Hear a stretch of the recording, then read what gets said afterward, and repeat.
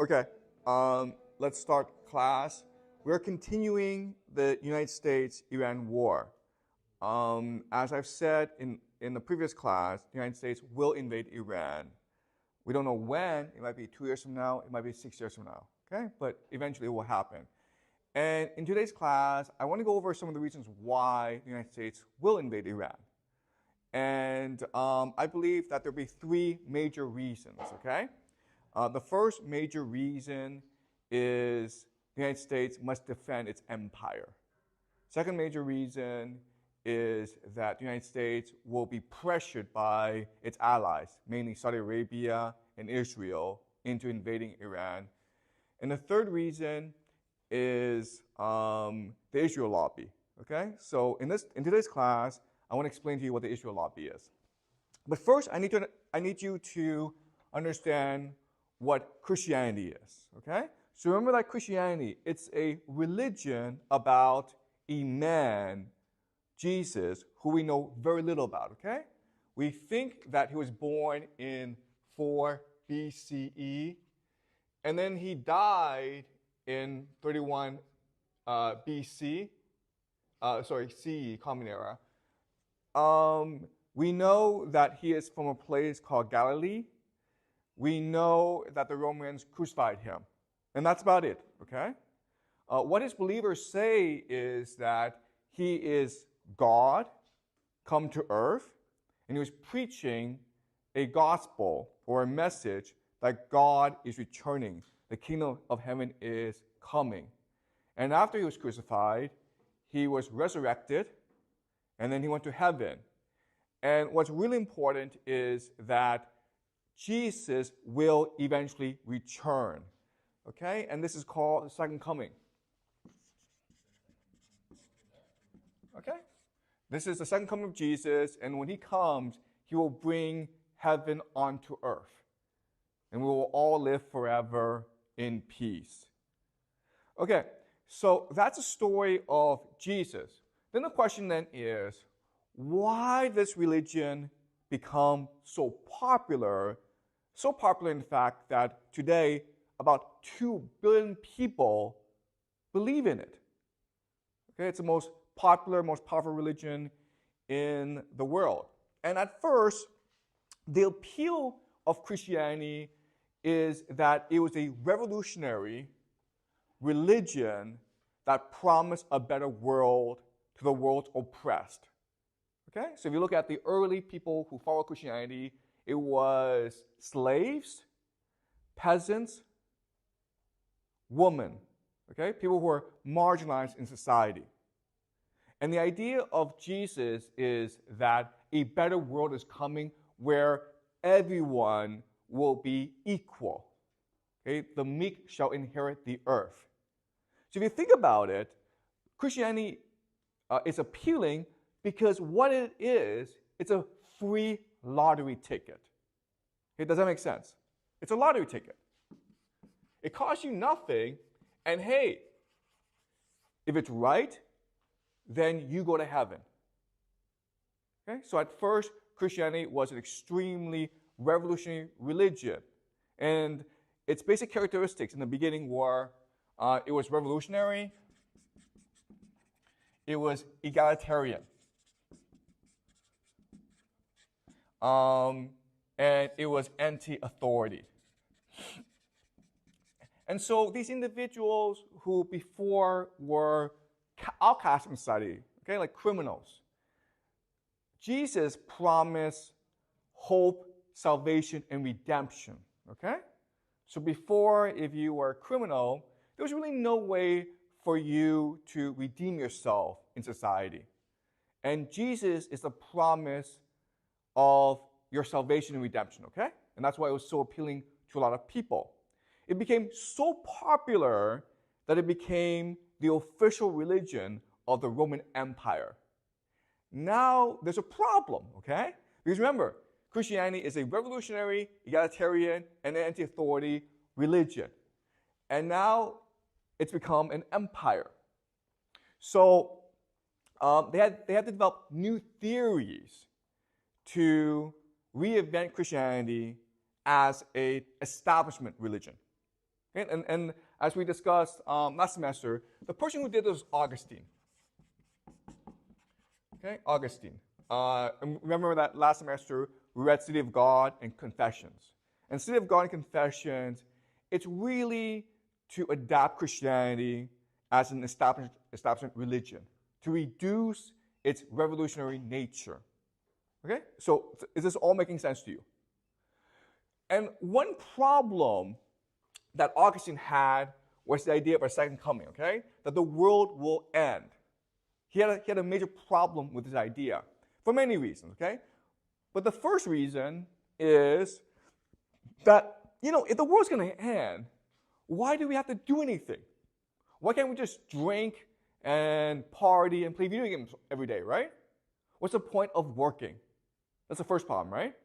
The second problem is, well, why is Jesus coming back?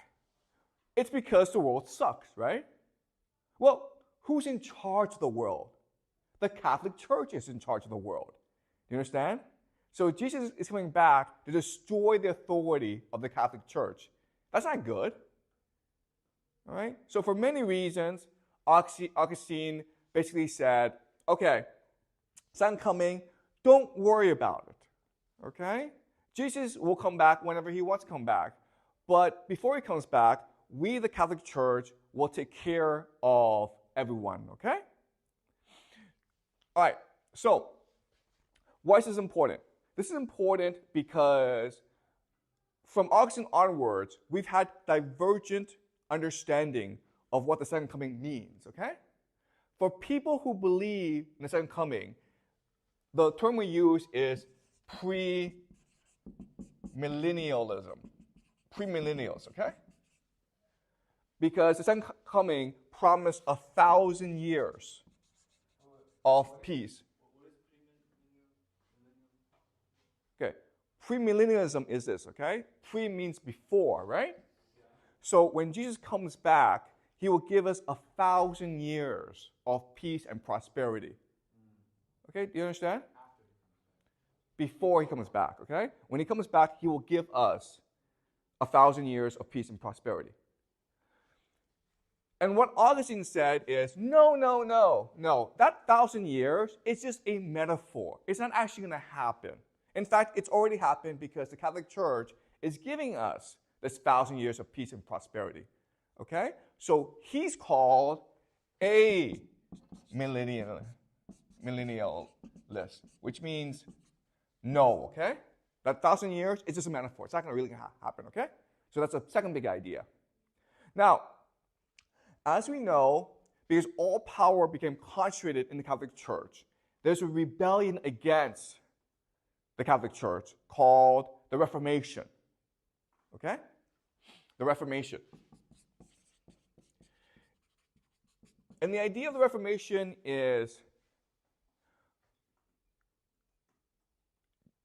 God did not mean for his authority to be established in the church, to be held by priests. God is meant to speak to all of us through the Bible.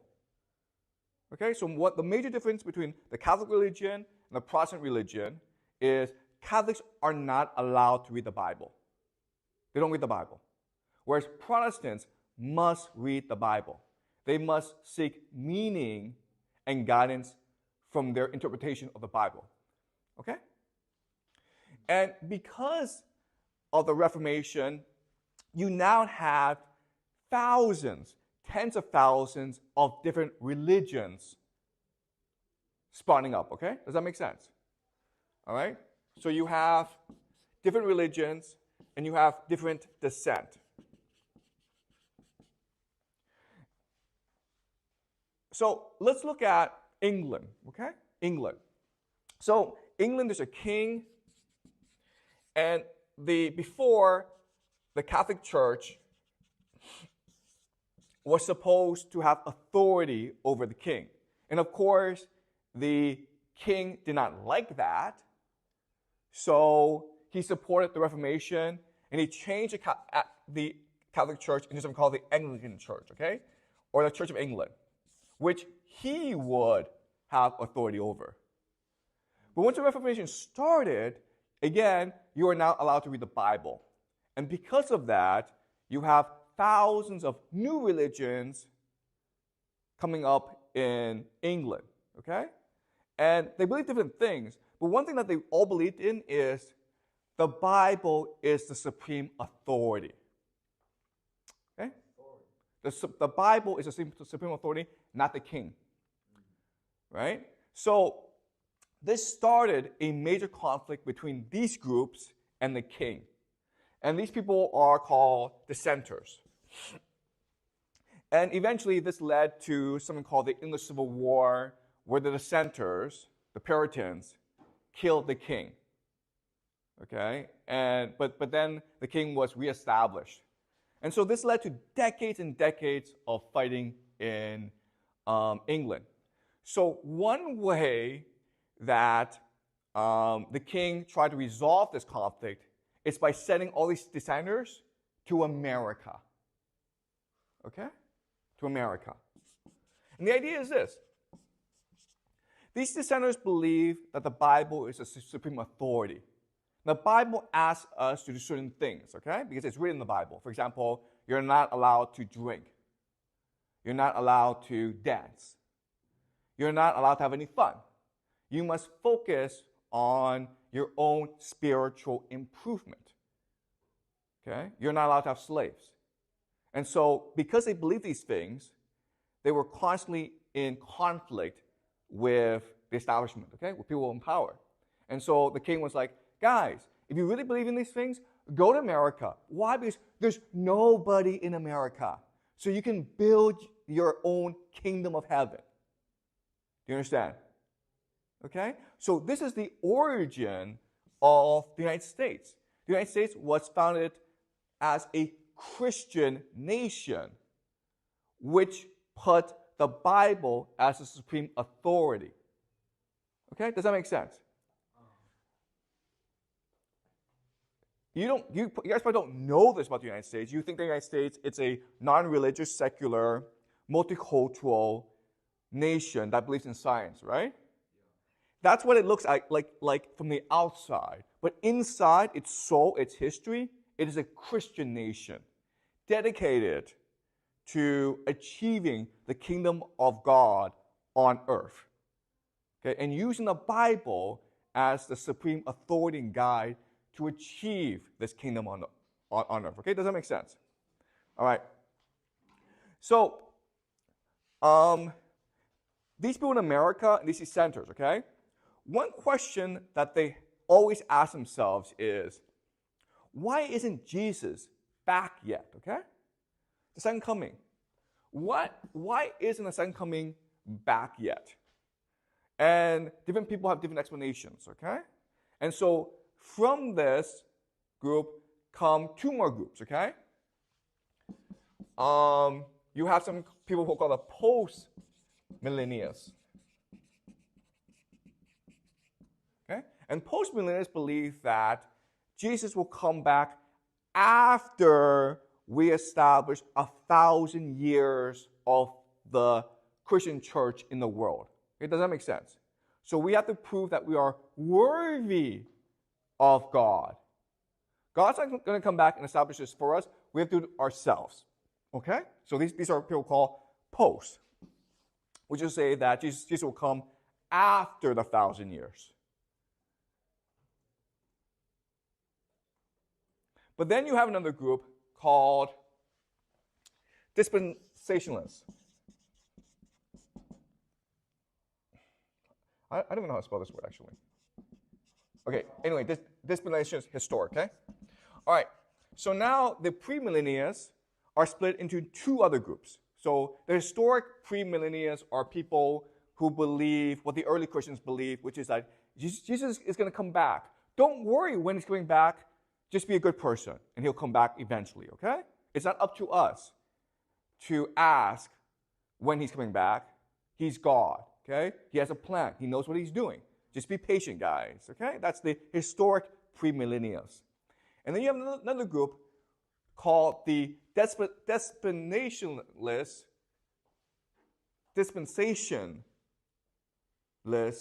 premillennialists, okay? And what they believe is something different. They believe that, in the Bible, if you read the Bible very, very closely, it tells you how and why Jesus will return. Okay? What the Bible says is that there must be a nation called Israel, okay? And Israel is a nation of Jews. And then Israel has something called the temple, because that's where God resides, okay? It must have the temple. And then what will happen, according to the Bible, is that the Antichrist, okay, or Satan, lives. Okay? And then there will be an Antichrist, okay, Satan, who will be the great deceiver. He'll pretend to be God. He'll pretend to be Messiah, but he's really Satan, okay? And then he will launch a war when all the nations of the world will try to attack Israel. And at this point, Jesus will come back, and he will destroy the Antichrist. He will save Israel, and he will usher in 1,000 years of peace. Before, and then 1,000 years later, you'll have the last judgment, where God will judge us to be either worthy or not worthy. If we are worthy, we'll live on forever. If we're not worthy, then we'll burn in hell forever, okay? Okay. So there are different variations of this prophecy, well, that's what they believe, okay? So in other words, the historic premillennialists, what they believe about the coming of Jesus is it's a promise, okay? Jesus promises to return. He's God. He will keep his promise. He's probably very busy right now with other things, so don't worry about it, guys, okay? Let's just be patient and trust in Jesus, okay? That's what they believe. But the dispensationalists, premillennialists, believe that the prophecy, it's a plan, okay? It's something that we must achieve to bring Jesus back. And if we do what the Bible tells us to do, which is to say, to have Israel as a nation run by the Jews, to have the temple, and then to face the Antichrist, then Jesus will return. Okay? Does that make sense? Okay. Now, so these are the four different views of the end times. Okay? You have the historic premillennialists who believe that Jesus has promised to return. Let's just wait, guys. Don't worry about it. You have the dispensationalists, premillennialists, who believe that we have to work hard to bring Jesus back, okay? And then you have the amillennialists who are like, no, the 1,000 years, it's just a metaphor. It's not going to happen. Don't worry about it, guys, okay? And then you have the post-millennialists who believe that it's up to us to establish a good world. Jesus is not going to do it for us. If we do this, then Jesus will return. Okay? And so, but remember, guys, okay, this is a very simple version of the four different beliefs. Even within each belief, there are variations, okay? Because again, there are 2 billion people who believe in Christianity, and they all believe something different, okay? Does that make sense? All right, are we clear about the four different ideas? Any questions? Okay, so, okay, so you don't actually have to remember this, okay?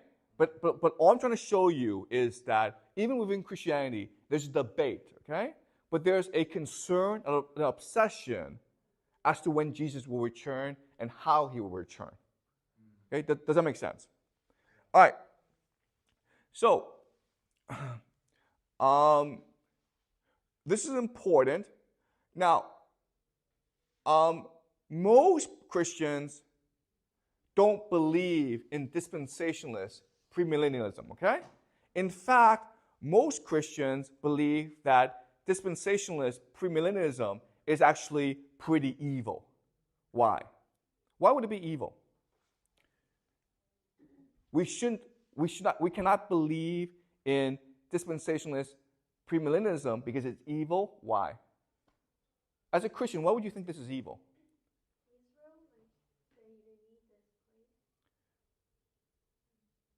What's a problem with believing that there's a plan in the Bible? Why would that be anti-Christian?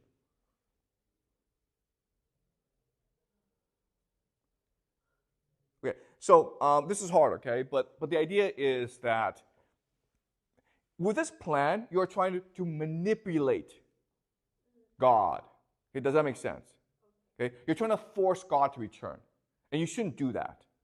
If you believe in God, then you will trust God, and you will try your best to be a good person, which is what the Bible asks you to do. And when God returns, it's none of your business. Okay, it's not our concern. So the dispensationalist premillennialists are an extremely controversial minority within Christianity, okay? Most Christians don't actually believe this. And they find that a lot of these beliefs to be evil.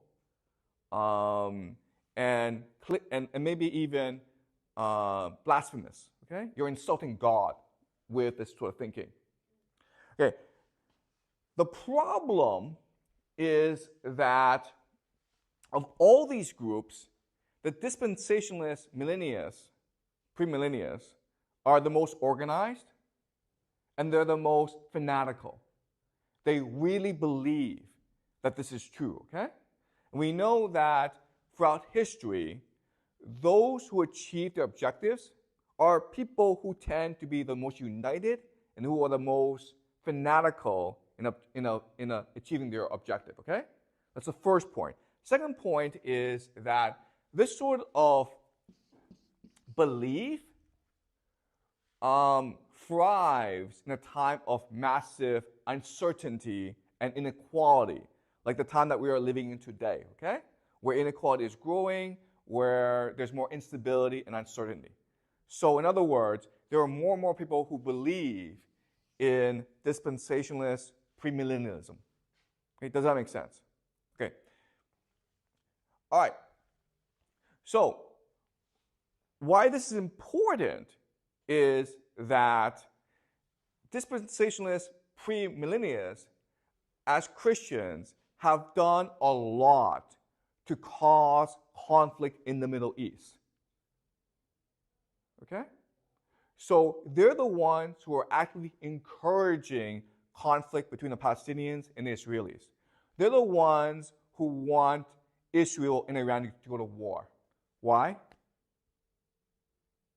Why are they actively encouraging conflict between the Palestinians and the Israelis? Why are they encouraging a war between Iran and Israel? Why would they want a war between Iran and Israel?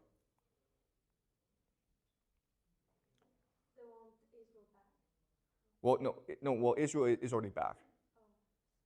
Why? Because it's part of the prophecy. Do you understand? It's part of the prophecy. The prophecy is that Israel must first be reconstituted as a nation. Okay, this happened in 1948. And then Israel must go to war with other nations. Okay, does that make sense? So these Christians are actually promoting war between Israel and its neighbors. Okay? Does that make sense? All right. Okay. So now the other thing is that after the Reformation, okay, they developed a new theology called Christian Zionism.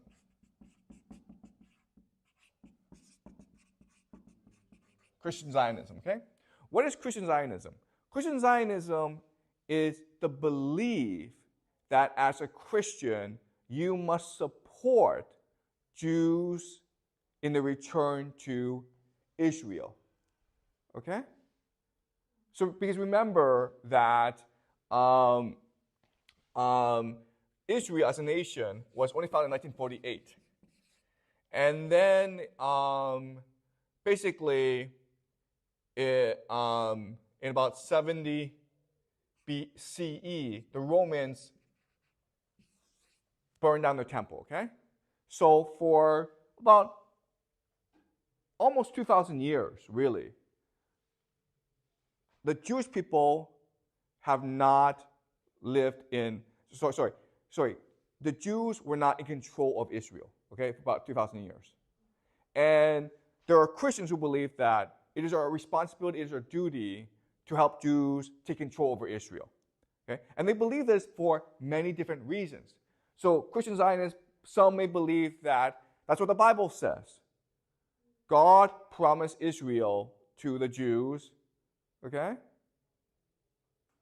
So Christian Zionism intersects with dispensationalist premillennialism. Okay, there are Christian Zionists who believe that, okay, for Jesus' return, we need Israel back, and we need Israel to be in conflict with the Middle East, okay? So in other words, Is there a specific country you want them to have conflict with? the Middle East, okay? That's neighbor country. Yeah, all of them, okay? So, so Christian Zionism, I mean, you can make the argument that it's a pretty evil idea. Why? Because they're using the Jewish people as a tool, as a mechanism in order to achieve what they believe, which is the return of Jesus. Okay, does that make sense? Because Christianity believes that if Jesus returns, then all Jews, then Judaism as a religion will cease to exist. 2/3 of all Jews will die in the battle, and the rest, a third, will immediately convert to Christianity. Okay? So you can make the argument that Christian Zionism, it's a pretty cynical and a pretty evil idea. Okay? And then from Christian Zionism, we have the idea of Zionism.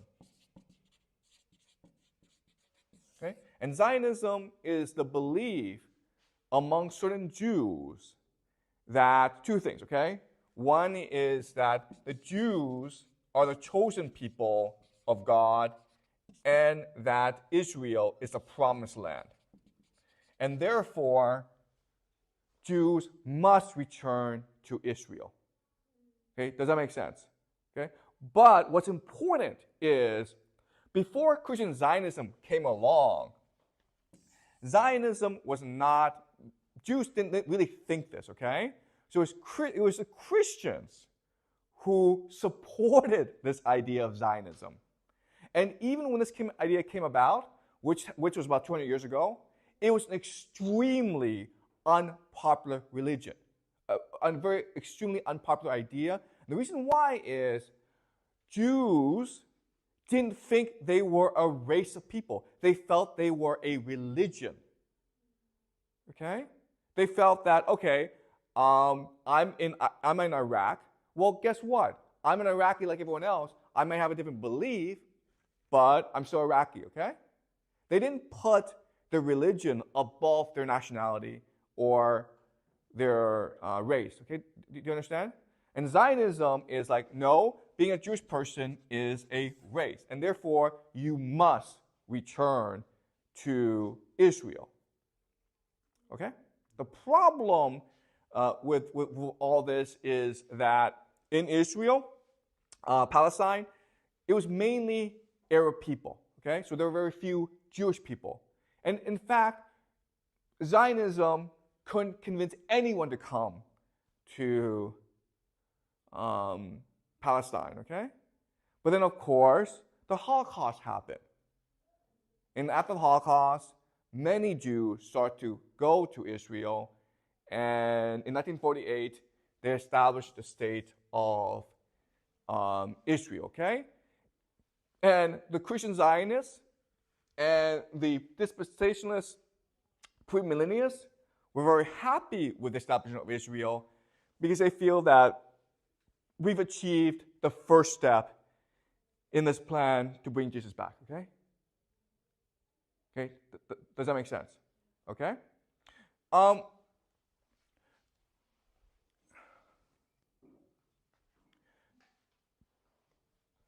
So, to summarize, the main message is this, okay? Here's what you need to know. First is that there are many Christians who believe that Israel and the Jews must be used as a tool to bring Jesus back, okay? That's the first thing. Second thing is that America was founded as a Christian nation. Therefore, its soul is Christian.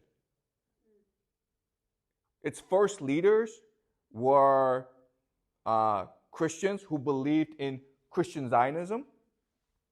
Their descendants now control the military and the foreign policy apparatus of America. Okay, that's the second thing, okay? And the third thing is that Israel, as a nation,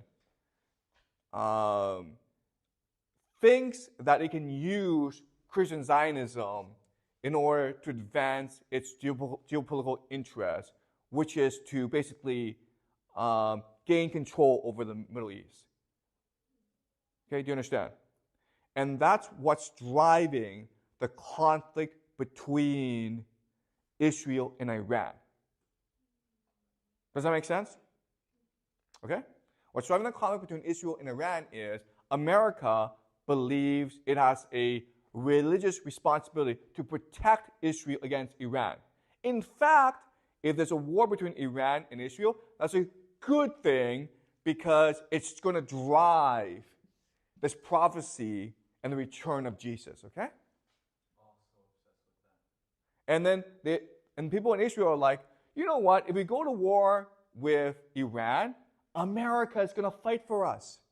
So why not? Yeah, that's pretty cheap. Right? We don't have to fight this war. America's going to do it for us. So why not fight this war? We lose nothing. We gain everything from this war. Okay? So the idea is that all this is driven by a religious worldview, understanding the world. Okay? And over time, this worldview will only become more popular in America. Okay? Does that make sense? All right. Okay, good. Any questions about this? Anything that's not clear about what I just explained? Do you mean to clarify anything?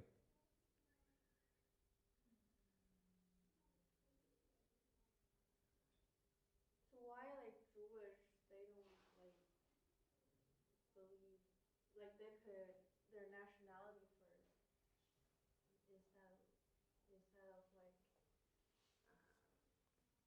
believe the religion? Okay. I don't really understand the question. Can you repeat the question? I mean, like you said, like the Jewish, like they don't put like their race or their religion above their nationality. So why?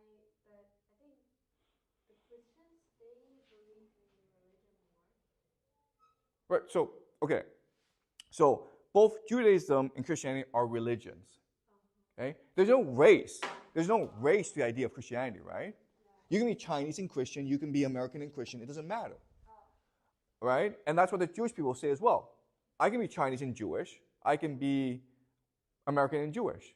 Because being Jewish is a religion. But the idea of Zionism is that being Jewish person is a race. In fact, you are directly descended from the Hebrews in the Bible, which is complete nonsense. This is not true, okay? Is this like is this idea still not popular or it's becoming more popular? Zionism is the main political belief of Israel, right? Why does Israel exist? Because Israel is the promised land that God gave to his chosen people. Okay? And this was a promise that dates back at least 3,000 years to the time of Abraham. And it's written in the Bible. Therefore, it must be true. Okay? Does that make sense? All right. Any other questions? Okay, that's a great question, okay? All right. So I'm making the argument that Christian Zionism and dispensationalist premillennialism will over time become more popular religions in America. Okay, and the question, and Charles asked, like, well, why? Okay, let's go back to the founding of Christianity. Why did Christianity become so popular? It became popular because it was in the Roman Empire, okay? At that time, there's something called the Pax Romana, which meant the Roman peace. Okay? Which meant that the Romans controlled everything, therefore there were no wars, therefore people were at peace, right? And you think that's a good thing, right? The problem is that if there's peace, then you have massive inequality. Okay? Because war is a mechanism back then of social mobility. Right? War killed people. And if war kills people, that creates opportunities for the people who are alive. But if there's no war, then what happens is, if I'm a rich person, guess what, guys? I become more rich. If you're poor, what happens? You become more poor. Okay? So as a poor person, what do you think? You think that life is hopeless. Life is pointless. There's no future. There's no hope, right? And so Jesus comes along and says, listen, if you believe in me, then I will bring the kingdom of heaven onto earth, and I will destroy inequality.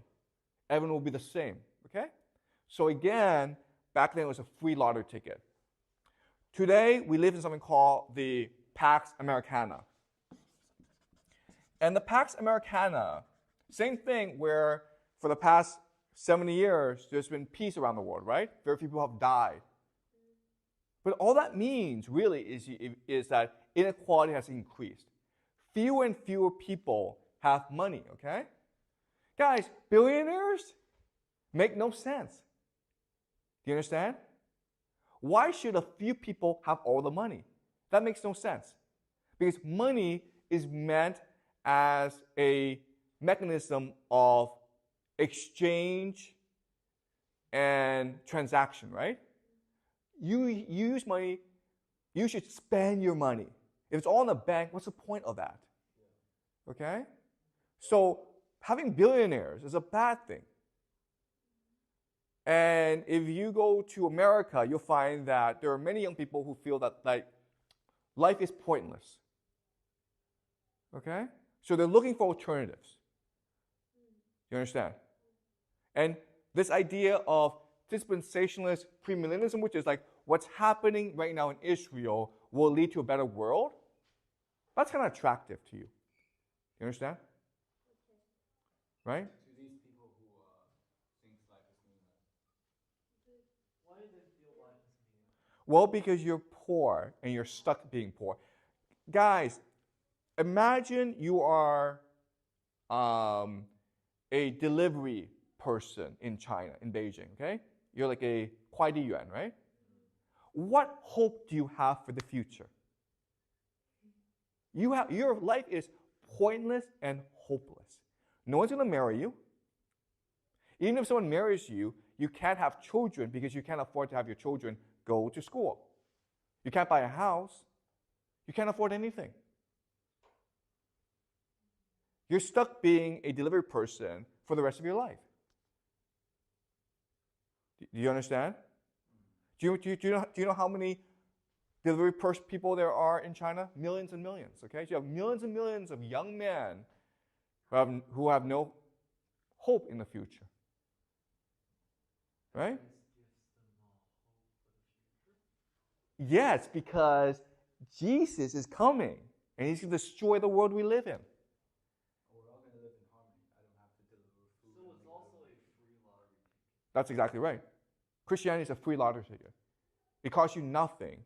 And if you win big. Okay? Hey, that sounds kind of tempting.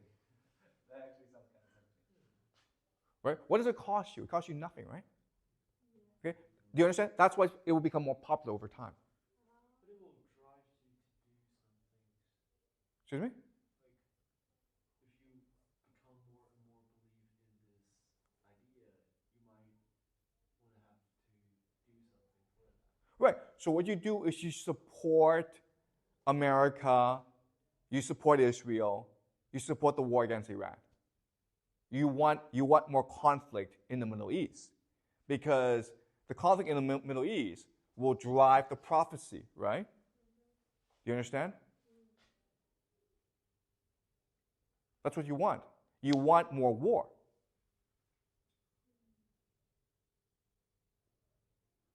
That's against the idea of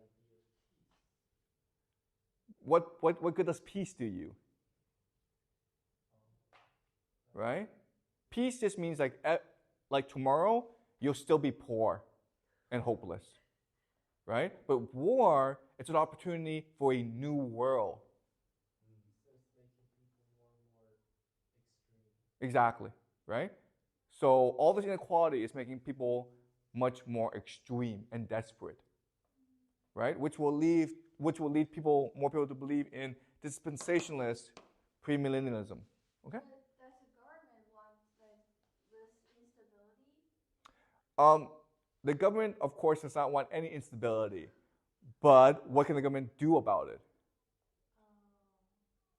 I don't like they provide like social welfare to poor people. You're absolutely right. Okay, so the government could provide social welfare to poor people, but where would the money come from? The rich, the tax. Right. You understand? Okay. Fine. Okay. Who's more dangerous to you? A few rich people or millions of poor people? Poor people. No. But they're a lot. No. A few rich people are much more dangerous than millions of poor people. Do you understand? But if millions of poor people united, they can. That's right. United, right? Poor people don't know how to unite. So this is a opportunity for them to unite. That's right. Oh. Okay. That's logical. Yeah, that sounds fair. Okay. So this gives them a reason to fight those rich people. Yeah, but But they don't actually fight the rich people. They fight for something that's pretty much away from them. It's like a thing that might never come true. right. Okay. Okay. So does this make sense? Okay. All right. So this is the so I mean it's hard because this is religion. Okay, and we're not religious. I'm not religious. You're not religious. So we don't really understand how religious people think. Okay. But remember that on this planet Earth, most people are religious, and they take their religion very, very seriously. Okay. Do you understand? They're willing to die for the religion because they think that if I die from a religion, I'll go to heaven. Why heaven so attractive? Excuse me? I mean, why heaven is so attractive? Okay. All right. So It's more attractive compared to their current life. that's exactly right. Do you understand? Okay. All right. Because you're not giving people any hope, and religion gives people hope. That's a question. Isn't those poor people doing this to support the war between Israel and Iran as a way for the rich people to use it to make them more reasonable in the attack, and they can draw money from that. So it's like those rich people are using those poor people's belief to support their war. Listen, in the real world, the poor will always lose, the rich will always win, no matter what happens. But the poor doesn't realize this yet. That's right. That's why they're poor. Okay. Okay.